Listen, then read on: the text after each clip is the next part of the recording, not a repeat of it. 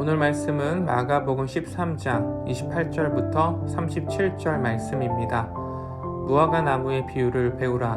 그 가지가 연하여지고 잎사귀를 내면 여름이 가까운 줄 아나니 이와 같이 너희가 이런 일이 일어나는 것을 보거든 인자가 가까이 곧 문 앞에 이른 줄 알라.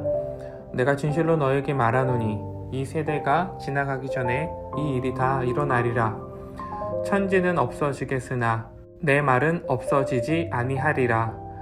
그러나 그날과 그때는 아무도 모르나니 하늘에 있는 천사들도 아들도 모르고 아버지만 아시느니라.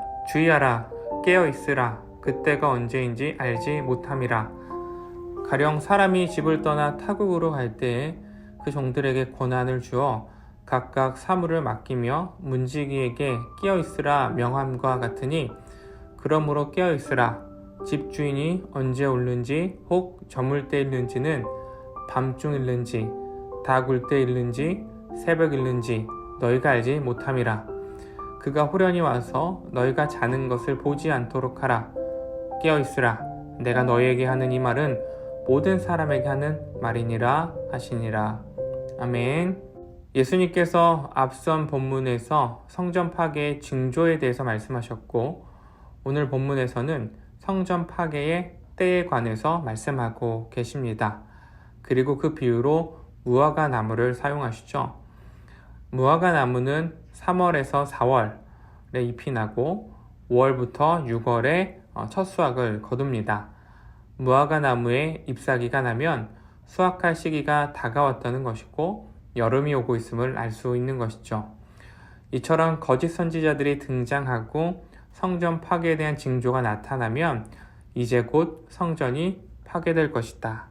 이를 예수님께서 말씀하고 계십니다. 그렇다면 성전 파괴는 언제 일어나는 것일까요?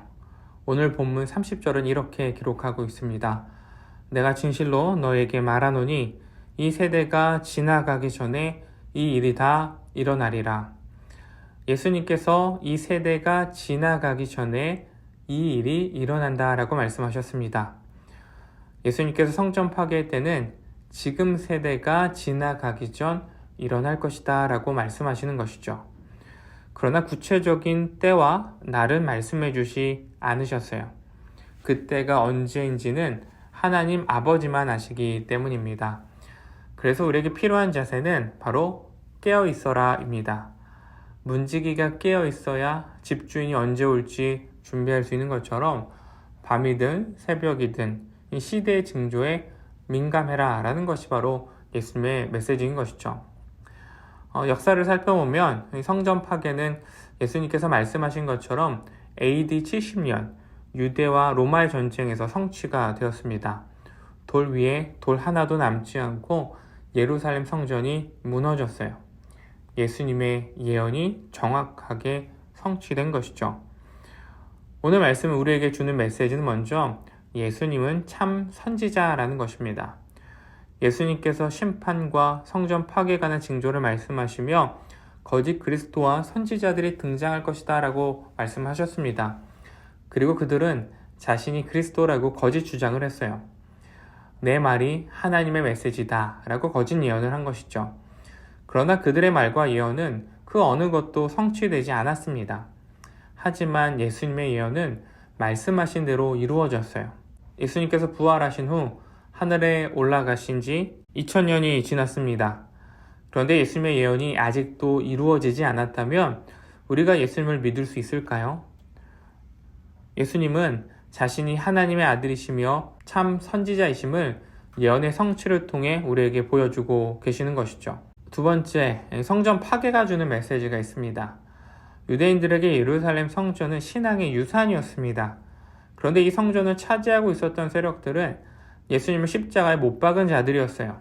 바리새인들, 제사장들, 종교 지도자들 이 모두가 한 통속이 되어서 예수님을 십자가에 못 박았습니다.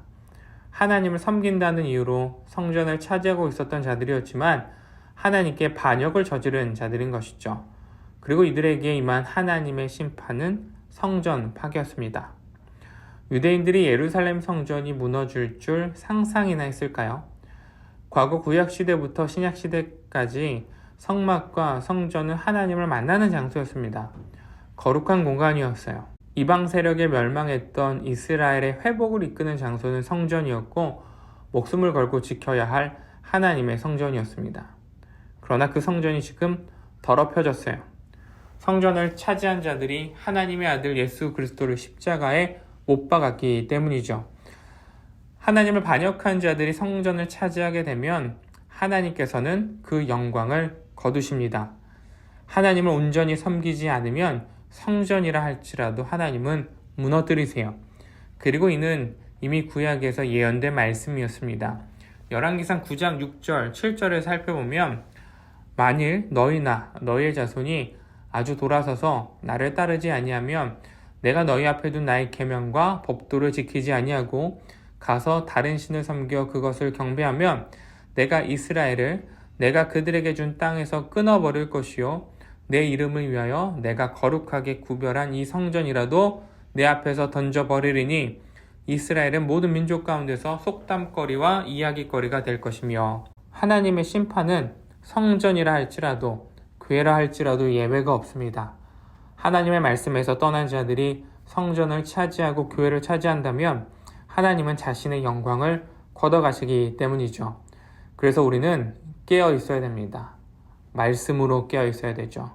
정결함으로 부장해야 됩니다. 거룩한 모습으로 예수님께서 오시는 날을 기다리며 준비해야 됩니다. 신랑 되신 예수님께서 오시는 그날을 기대하고 소망하면서 깨어 있어야 되는 것이죠. 사랑하는 빗소금의 모든 성도님들이 날마다 신앙으로 믿음으로 깨어 있기를 소망합니다. 예수님의 다시 오심을 준비하며 거룩한 자로 거룩한 교회로 이 땅을 오늘도 살아갈 수 있기를 주 안에서 축복합니다. 기도하겠습니다. 하나님 감사를 드립니다. 오늘도 우리에게 깨어 있어라 라고 말씀하시고 하나님의 백성으로서 예수 그리스도께서 이 땅에 다시 오시는 그날을 준비하라 라고 말씀해 주심에 감사를 드립니다. 우리가 세상 풍조에 세상의 문화에 동화되지 않고 말씀으로 늘 깨어 있을 수 있도록 하나님께서 우리 모두와 함께하여 주시옵소서. 세상은 여전히 악하고 죄악됩니다. 그러나 우리가 지키기 원하는 것은 우리가 말씀으로 믿음을 지켜내며 하나님의 거룩하심을, 정결하심을 우리의 삶을 통해서 지켜내는 것입니다. 하나님의 백성으로서 날마다 깨어 있으므로 거룩함을 유지할 수 있도록 오늘 우리 모두에게 함께하여 주시옵소서. 거룩함을 지켜내기를 선합니다. 내 마음속에 있는 죄악됨을 이겨내고 세상의 문화에 따르지 아니하며 오직 주의 말씀만을 따라갈 수 있는 오늘 하루가 되게 하여 주시옵소서. 이 믿음을 지킬 수 있는 힘을 주시고 깨어있도록 우리에게 말씀하여 주시옵소서. 오늘도 우리와 함께 하시고 말씀으로 깨어있어라 라고 말씀하신 우리 구주 예수 그리스도의 이름으로 기도드렸습니다. 아멘.